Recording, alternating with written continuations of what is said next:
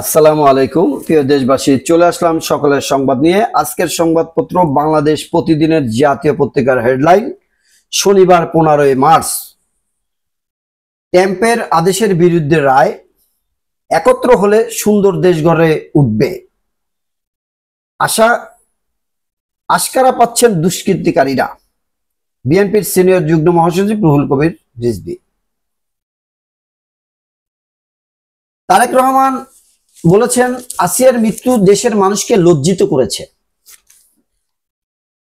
মাগুরায় ধর্ষণের শিকার শিশু আসিয়ার মৃত্যুতে শোক প্রকাশ করে বিএনপির ভারপ্রাপ্ত চেয়ারম্যান তারেক রহমান বলেছেন, এই মৃত্যু কোনোভাবেই মেনে নেওয়া যায় না। এ ঘটনা সারা দেশের মানুষকে লজ্জিত করেছে। সাহসী সাংবাদিকতার অবিচল প্রত্যাশা, সমতিষ্ঠগত মানুষের স্বাধীনতা ও মুক্তি। সিরাজুল ইসলাম চৌধুরী। এক অজানা ভয় মিডিয়ার গতিরোধ করছে। মতিউর রহমান চৌধুরী। রাজনীতিবিদদের হাতছাড়া হয়ে গেছে রাজনীতি। আবুল কাশেম ফজলুল হক। সংস্কারের পাশে জাতিসংঘ। ডক্টর ইউনুস গুত্তেরেস বৈঠক, লাখো রোহিঙ্গার সঙ্গে ইফতার। জামাতে আমির, দেশের পরিবর্তন, নিজেকে বদলিয়েছেন অনেক নেতা। ঈদের আগেই নিবন্ধন প্রস্তুতি। এনসিপির গণতন্ত্র উন্নয়নে হচ্ছে বিশেষ টিম। শেখ জুয়েল এখন বিধান মল্লিক। হাসিনার চাচাতো ভাই নিয়েছেন ভারতের নাগরিকত্ব। আসিয়ার বাড়িতে মাতম, জনরোষে ছাই অভিযুক্তের বাড়ি। মাগুরার শ্রীপুরে জারিয়ার গ্রামে শিশু আসিয়ার বাড়িতে শোকের মাতম চলছে। মেয়ের শোকে মা আয়েশা খাতুন শস্যশায়ী ও বাবা ফেরদাউস শেখ বাগরুদ্ধ। শোকাতুর এলাকাবাসী ছাড়াও দূর দূরান্ত থেকে লোকজন আসিয়ার বাড়িতে আসছেন সমবেদনা জানাতে। অন্যদিকে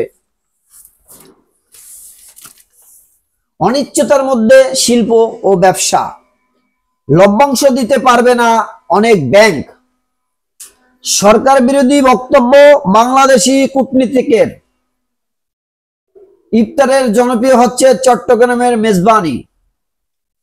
স্বতন্ত্র শিশু আদালত চান সুপ্রিম কোর্ট। নারী ও শিশু নির্যাতন দমন ট্রাইব্যুনালের চাপ কমবে, উদ্বেগ স্বাগত জানিয়েছেন আইনজীবীরা।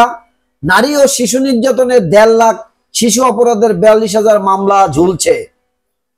ব্রিজ কালভার্ট বৃহত্তপি ধ্বংস করার দায়িত্ব পালন করে মধ্যরাতে ঘুষের 37 লাখ টাকা সহ প্রকৌশলী আটক। কোটা পদ্ধতি চালু, বাংলাদেশিদের জন্য ওমরাহ ভিসার হার কমলো। থানা ফটকে তালা দিয়ে বিক্ষোভ। নারী ও শিশুদের জন্য সারা দেশে সেল গঠন বিএনপির। বোনাসের দাবিতে সড়ক অবরোধ, যানজট। ট্রেন ছিনতাই ঘটনা, পাকিস্তানকে পাল্টা জবাব ভারতের। প্রিয় দেশবাসী, ব্যস্ততার কারণে যারা আপনারা পেপার পত্রিকা পড়তে পারছেন না, তাদের সুবিধার্থে আমার এই সকালের সংবাদটি প্রতিদিন এই চ্যানেলে প্রচার করা হয়। আপনারা সাবস্ক্রাইব করে রাখতে পারেন চ্যানেলটি। প্রতিদিন সকালের জাতীয় পত্রিকার একটা হেডলাইন আপনারা এখানে পাবেন। ভুল ত্রুটি ক্ষমা দৃষ্টিতে দেখবেন। বর্তমানে